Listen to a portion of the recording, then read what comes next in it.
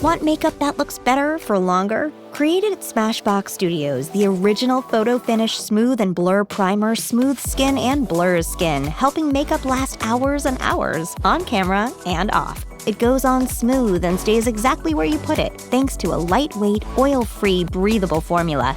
Even better, it's dermatologist-tested, non-acnegenic, and vegan. No wonder it's a #1 bestseller. Shop Smashbox OG Photo Finish Primer at Ulta. This episode is brought to you by Amazon Prime.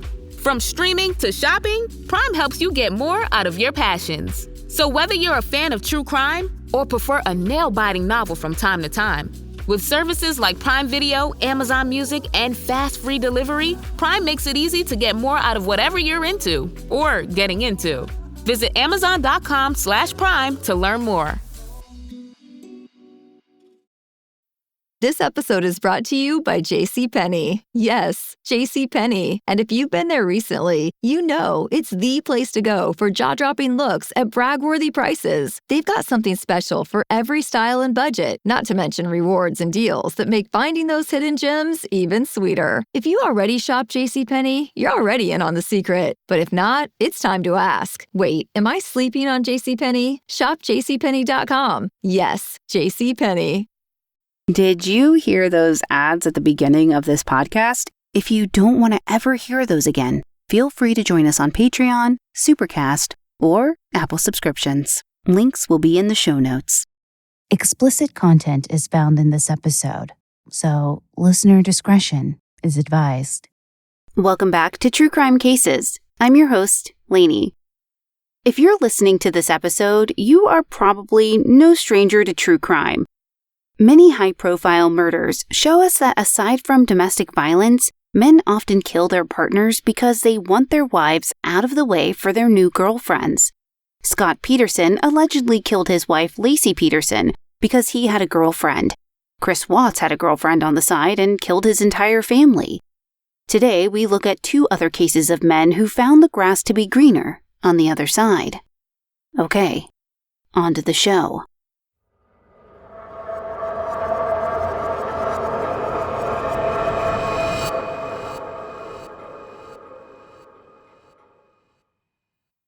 Sejal Patel immigrated from India in 1981 when she was around 4 years old and grew up in the Chicago area. She loved Subway sandwiches and watching sports on television. Sejal was quiet and did not have any close friends growing up. Still, following tradition, when she graduated from high school, she started looking for a husband. In 1996, she met Chetan Patel through her uncle in New Jersey. Chetan had just immigrated from India, coming from the same small village in the Gujarat province of India. Therefore, they had similar backgrounds and even spoke the same specific dialect of the Indian language of Gujarati. Quick disclaimer on names in this case. Many of the perpetrators, the victim, and her family all shared the same surname of Patel, but this doesn't mean that they're directly related to each other. According to FamilySearch.org, Patel is the most common surname among Indian immigrants to the United States. I'll try to make it clear what relation people are to each other as we go along, and to make matters easier, I'll refer to everyone by their first names. The couple was married at the Cuyahoga County Probate Court in 1997. Rather than having a traditional Indian wedding, many Indian weddings take place over several long days and can host hundreds of guests, making for the celebration of a lifetime. But between venues, outfits, food, decoration, and entertainment, they're enormously expensive. So, in lieu of paying for a lavish wedding, Sejal's parents gave the couple $120,000 to start a business. Chetan opened a Mr. Hero sub shop with the money, then asked for another $100,000 from Sejal's family. He apparently made this request so they could open additional shops, buy expensive SUVs, and live in a $325,000 house in Twinsburg. By the time Sejal became pregnant with their first child, she had made a devastating realization. She was in an abusive marriage. Chetan frequently beat her and called her slow, and was clearly isolating her from family. He had Sejal work at one of his stores 6 days a week, 12 hours a day, so she had next to no time for other relationships outside of her husband. At a party thrown in celebration of their future family while she was still pregnant, Sejal was so unhappy that she hid in a bathroom to cry. And when she tried to talk to her own family during this rare occasion when she was allowed to be near them, Chetan steered her away towards his family. Chetan continued asking for money from his wife's family, wanting a big chain of Mr. Hero stores. Eventually, though, Sejal's family refused to part with any more funds. They had given so much already that they even demanded that one of the Mr. Hero shops located in Euclid be given to Sejal's brother as a partial repayment. Sejal would occasionally visit her brother at the Euclid shop, and he would take her to McDonald's or Subway, the only time she ever got to eat out. But within 20 minutes, Chetan would call Sejal and tell her he needed her back in one of his stores. Then, unthinkably, things got even worse for Sejal. Her mother-in-law, Meenakshi, moved into their home with them in 2003. Meenakshi constantly criticized Sejal for not being a traditional Indian wife to her son. Sejal had lived most of her life in the U.S., and if her mother-in-law had been kind, she would have embraced this and taken Sejal under her wing to teach her what traditional Indian life was like. But rather than help Sejal, Meenakshi was cruel to the young woman, even berating Sejal for not being able to cook Indian dishes. And of course, Chetan didn't care. Instead of supporting his wife or protecting her from his mother, Chetan brought another Indian woman to Ohio. This woman was Rupal, a more traditional Indian woman that he had dated when he still lived in Visna, India. Chetan quickly employed her at one of his stores, even though she did not immigrate legally, so she could not technically work. Meenakshi's boyfriend, a man named Vijay, also immigrated from India and settled in the U.S. illegally. It's worth noting that Meenakshi was married to another man, but apparently infidelity wasn't as great a sin as not knowing how to cook traditional Indian dishes. Sadly, though, the abuse Sejal suffered didn't stop with mistreatment, and soon Chetan began to plot Sejal's murder. In March 2005, Chetan recruited a cousin alongside his mother's boyfriend Vijay to kill Sejal. Sejal did not know Vijay at this point. The plan was to kill her in a car accident as she was on her way to work at the Mr. Hero on University Circle. That plan failed when both men backed out, and Sejal had no idea she could have lost her life that day. Another plan was hatched for the next week when Meenakshi and Sejal went to Walmart. Meenakshi was supposed to pick up Vijay at a gas station so he could carry out the murder. But once again, Vijay backed out and he hid from Meenakshi. And again, Sejal was unaware of the plot. The next opportunity for Chetan to take Sejal's life came when their two sons went to India with Meenakshi in May 2005. While they were gone, Chetan was supposed to kill Sejal, but instead, he slapped Sejal and got into an altercation with a cousin who lived with them. The cousin's wife called the police and Chetan was charged with domestic violence, which infuriated the family, as they believed the altercation was a private affair. When Meenakshi returned from India, Sejal planned to take the children to visit her family. Chetan decided this could not happen, so on the morning of July 1st, 2005, around 7:30 a.m., Chetan's girlfriend Rupal picked up Vijay, and the pair drove to Chetan and Sejal's house. As Sejal watched TV, Meenakshi led Vijay down the basement stairwell, where they pulled on plastic gloves. As they came back upstairs, Chetan was strangling Sejal with a rope. Meenakshi went to check on the couple's two sons, then came back and took the rope from Chetan and assisted him in strangling his wife. Chetan forced Vijay to take part in the murder, and though Meenakshi's husband was also there, he apparently did not actively take part in the killing. At 8:15 a.m., Rupal took Vijay to get coffee in an attempt to calm him down. He received $10,000 and $100 bills for his part in the murder. Meanwhile, Chetan and his family of co-conspirators dressed Sejal in her Mr. Hero uniform and wrapped her in a blanket from the house. They put her body in the cargo area of the Mercedes SUV, and Meenakshi cleaned the crime scene. When they returned from getting coffee, Rupal and Vijay drove the Mercedes to a local Daimler Chrysler plant parking lot less than a mile from Chetan and Sejal's home. There, they abandoned the car, Sejal's body still inside. Then Rupal went back to Chetan's house. At 10:30 a.m., Rupal once again picked up VJ and they drove down Ohio 8, shredding the rope they had used to strangle Sejal and throwing out all participants' shoes as well as Sejal's cell phone. Chetan carried on with his day as normal, then going into work later that afternoon. That same day, July 1st, 2005, at around 3:30 p.m., Chetan called the Twinsburg, Ohio Police Department to report his wife missing. He claimed she had been missing since 10 a.m. that morning when she left their home to go to work. Later, he took a photo of Sejal to the police station and filed an official missing persons report.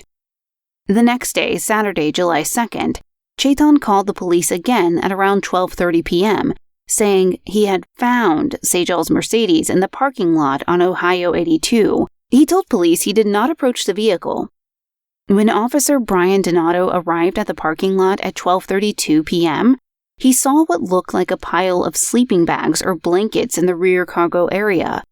Chetan broke down and said, "That's my wife," and was taken to the police station before the body was removed from the SUV. Chetan was immediately questioned by police. They noticed right away that he added details to his story that didn't make sense. For example, if he hadn't approached or opened the vehicle, he could not have seen the buttons on Sejal's pants as they were not visible from outside of the car. Yet somehow, Chetan was able to describe them. On July 5th, Detective Jim Scarl received a tip about Chetan's mistress Rupal and Meenakxi's boyfriend Vijay, who actually lived together. By this time, police had already ruled out robbery and rape as motives for Sejal's murder, so investigators were honing in on those closest to Sejal. Throughout July and into August 2005, Detective Scarl reviews phone records in and out of Chetan's home and Rupal's workplace. There were numerous calls made the day of Sejal's murder, including some calls from a Macedonia phone booth and other calls made with a calling card from Rupal's apartment. In September 2005, Detective Scarl interviewed Rupal, who admitted she drove Vijay to Chetan and Sejal's house on July 1st. She was arrested. At this point, it seems as though Vijay was missing, and Detective Scarl spent the next few months searching for him, including making 3 trips to New York and New Jersey. Then, 4 months after Sejal's murder, the police in Quakertown, Pennsylvania found Vijay working in a gas station. They detained him, and he later confessed to his part in the murder of Sejal Patel.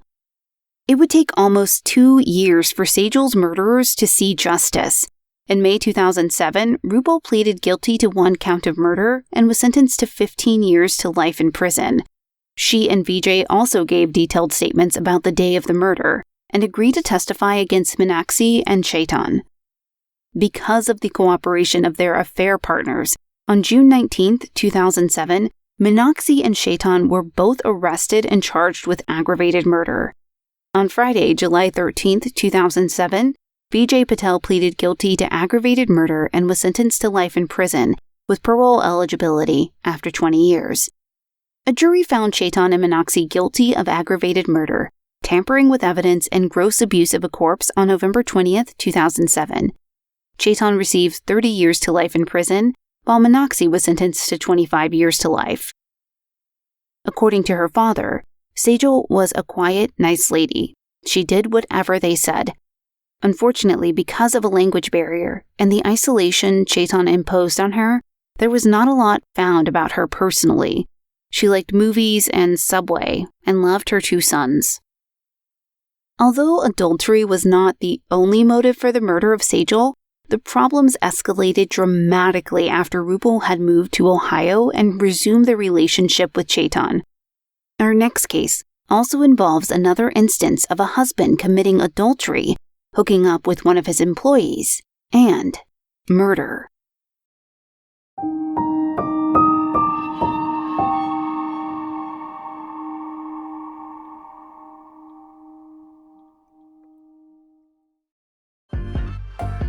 Hellmann's believes they can turn any mayo hater into a lover.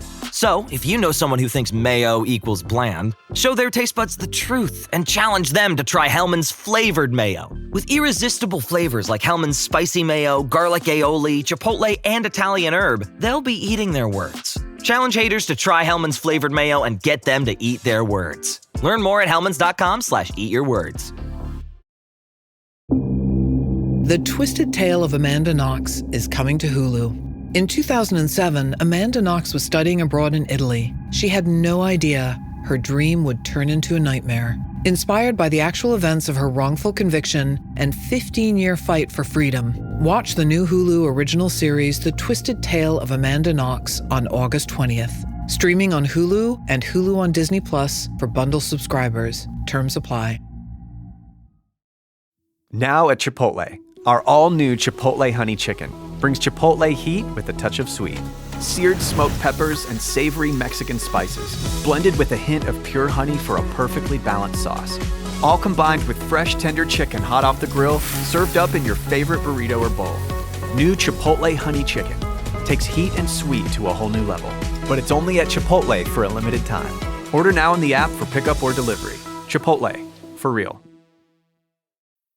This episode is brought to you by Dogfish Head Craft Brewery. The Grateful Dead and Dogfish Head have gotten the band back together with the release of Grateful Dead Juicy Pale Ale, a light-bodied pale ale brewed with sustainable Kernza grains, granola, and heaps of good karma for a refreshing brew that's music to your taste buds. Available nationwide. Visit dogfish.com to find Grateful Dead Juicy Pale Ale in your neck of the woods. Dogfish Head Craft Brewery is located in Milton, Delaware. Please drink responsibly.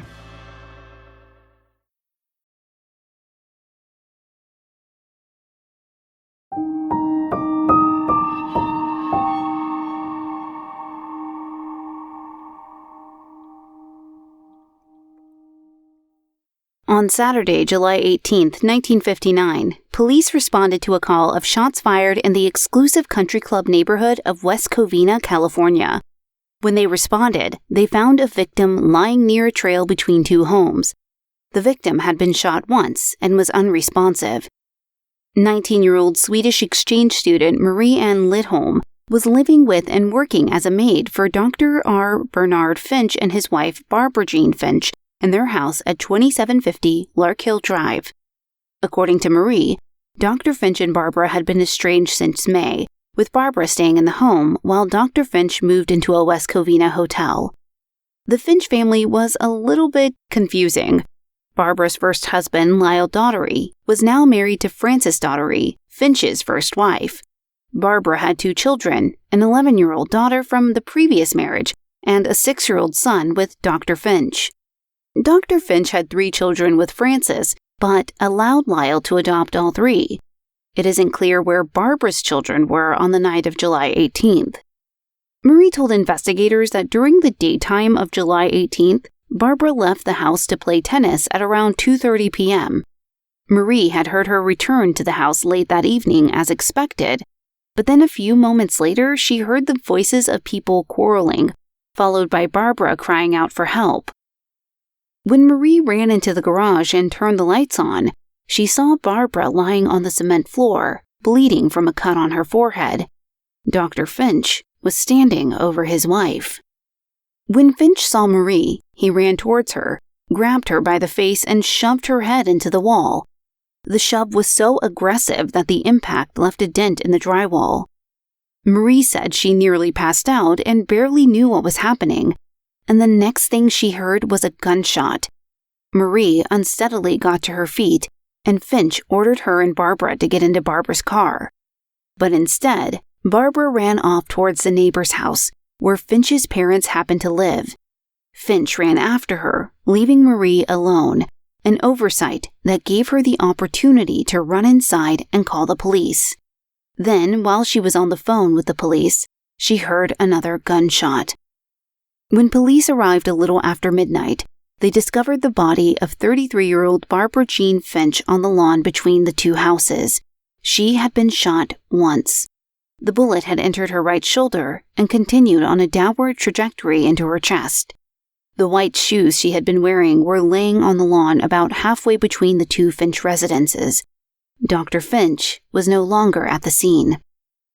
Just a short time later, a Ford vehicle was stolen close to the Finch residence. That car was found abandoned in La Puente, and a red and white Cadillac was stolen from the same area. The next night, a Cadillac with California plates matching the description of the stolen one was found in Las Vegas, Nevada. Finch's white Cadillac was discovered at the Los Angeles International Airport, where it had been since Friday. The stolen Cadillac was found only a few blocks from the residence of a woman named Carol Tragoff. Carol had worked in Finch's West Covina Medical Center for a while, during which time 22-year-old Carol and 41-year-old Finch began an affair. Barbara referred to Carol as Finch's office wife, but it's unclear whether she knew the extent of their relationship.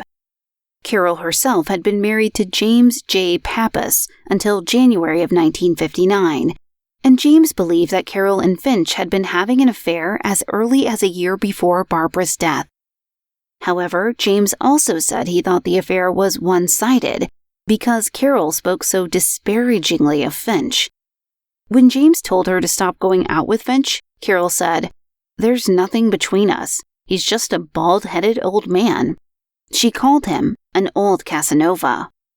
Eventually, Carol decided to end things with Finch, so she quit her job and moved to Las Vegas to get out of the triangle. But the apartment where Carol was living in Las Vegas was paid for by Finch after she broke it off with him. Apparently, the Friday night before Barbara Finch's murder, Dr. Finch had phoned to Las Vegas to ask Carol to take him back. She must have graciously accepted this plea since they decided to drive Carol's car, a 1957 DeSoto, to West Covina to confront Barbara with their love. Carol originally told investigators that she went with Finch to tell Barbara he wanted a divorce. Investigators discovered Barbara had already filed for divorce, so they began questioning her story. She then revised her statement, saying she was supposed to talk to Barbara about settling the divorce out of court. This inconsistency is crucial, as Barbara filing for divorce meant that she was entitled to half of Finch's roughly $750,000 fortune, and because she could probably prove infidelity without much trouble given Finch was paying for Carol's home, the courts could have awarded her far, far more in damages had the proceeds made it to court. But back to the 18th of July.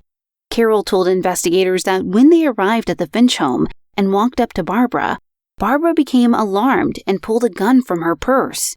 Carol said she ran when she saw the gun and hid under the vines of a bush, so she had no idea what exactly happened after that. She stayed in hiding while the police searched the area that night. Then, once the police were gone, she got in her car and drove back to Las Vegas with no idea of where Finch had gone, or how he had gotten to Las Vegas, where she found Finch already in her apartment. Because, yes, Finch was back in Vegas. Sheriff's deputies eventually managed to find him there, arresting him on the spot. Finch claimed that he had flown there to gamble the day before the murder, and that he had never left Las Vegas. Finch was charged with murder on July 20th, 1959, 2 days after his wife's death. He maintained his innocence, still saying he had been in Las Vegas all weekend before he was detained by Las Vegas Sheriff's deputies. After he was returned to West Covina, he was escorted to the scene of the murder by police. He admitted he had left Las Vegas, and he was at the scene of the murder. Finally, he also admitted that he had a gun that night, but said he did not shoot Barbara. He claimed he could not remember where he tossed the gun, so police combed through the bushes to search for it, but found nothing. Why Finch felt he had to toss the gun if he didn't use it to shoot Barbara isn't exactly clear. Investigators increased their efforts to find the weapon that killed Barbara. Finch's attorney said it was likely from his gun collection, but because the key was missing, this could not be confirmed. Carol maintained that Barbara had been the one that pulled the gun on Finch. This may have been an effort to insinuate that even if it was Finch's gun, Barbara had taken the key, helped herself to her husband's gun, and it was her who instigated the events that night. The autopsy report showed that the gunshot was what killed Barbara, but she had also been beaten severely.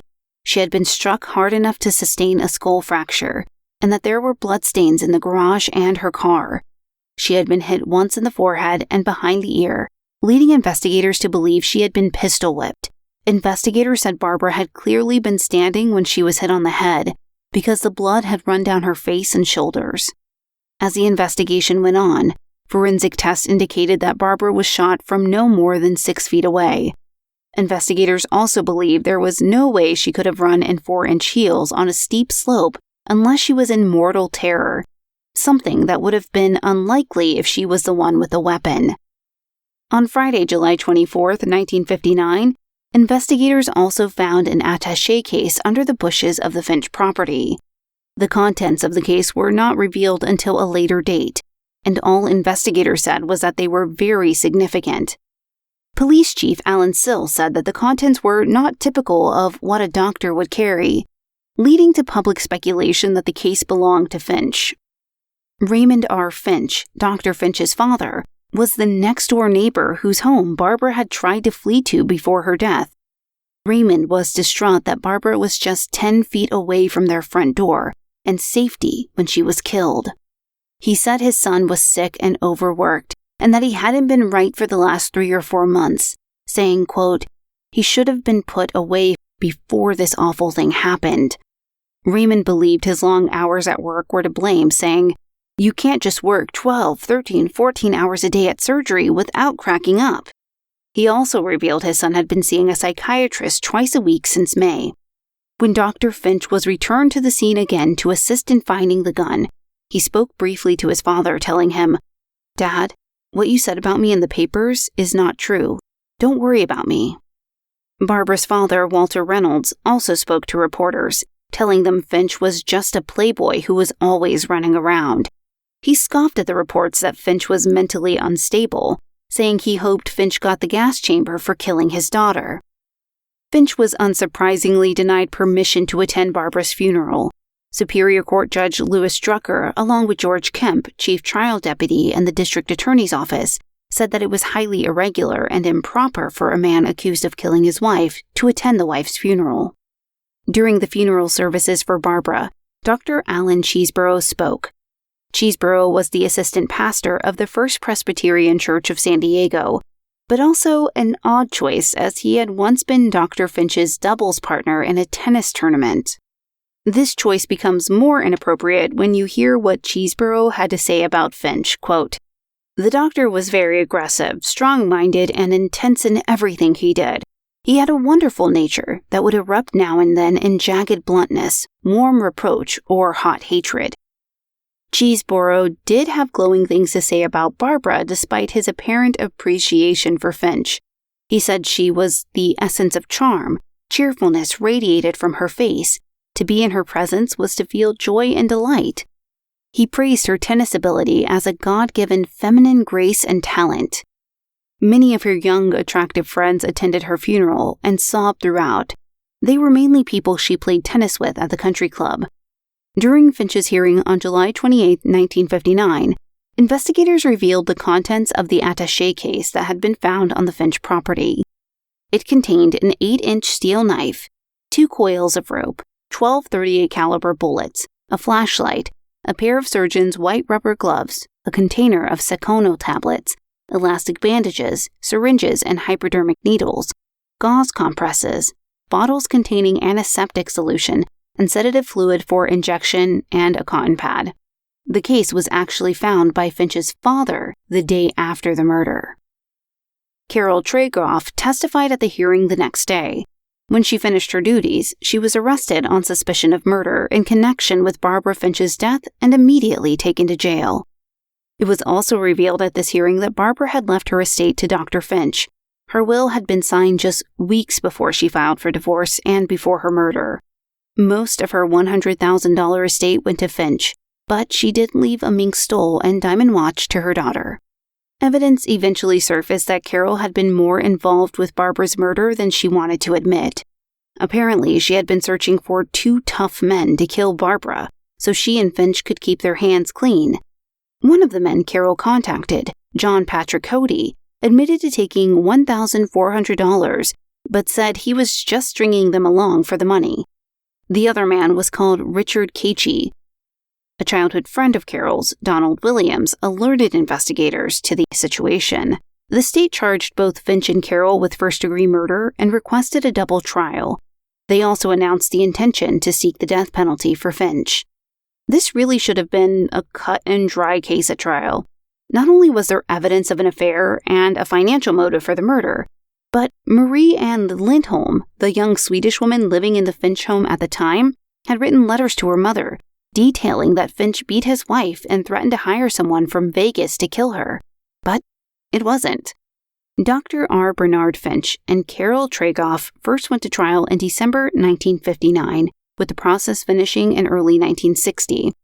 However, the jury was hung, so a mistrial was declared. A second trial was held in June 1960, but also resulted in a mistrial. Finally, in 1961, a jury convicted both Dr. Finch and Carol Tragoff for the murder of Barbara Finch. They were both sentenced to life in prison. But in this case, it does not feel like justice was served. Carol was paroled only 8 years later in 1969. According to Encyclopedia.com, she then changed her name and managed to get a job at a hospital in Pasadena. Meanwhile, Finch was released in 1971 and continued to practice medicine for the next 10 years. Barely 10 years in prison for the murder of an innocent woman. This was a high-profile case in the late 1950s and early 1960s. Not only was it covered by legitimate news sources, it was also a splashy tabloid tale. In their haste to cover the scandalous story of the doctor and receptionist, they left out the victim. Many newspapers labeled Barbara as attractive, lithe, or a socialite. There was not much information about her as a human being, other than she had 2 children and loved to play tennis. I can only wish she had received the respect she deserved in life and in death. Okay, listeners, thank you for joining me in this episode as we file away another true crime case. If you like our podcast, please review us on Apple Podcast or your podcast player of choice. It's a really big help. Follow us on social media. We're active on Twitter for now at truecrime_cases, Facebook at facebook.com/truecrimecaseswlanie, and Instagram at truecrimecaseswithlanie. Our website is truecrimecasespodcast.com, and you can follow me on Instagram at LanieHobbsVO or on TikTok at LanieHobbs. And we'd love to hear your episode suggestions. Send us an email, tcfcpod@gmail.com. This episode was researched and written by Suzy St. edited by Jesse Hawke of The Inky Paw Print, with content editing by Lanie Hobbs. Audio engineering produced by the best in the business, Neeks at We Talk of Dreams. Check him out on Twitter at We Talk of Dreams or at theinkypawprint.com.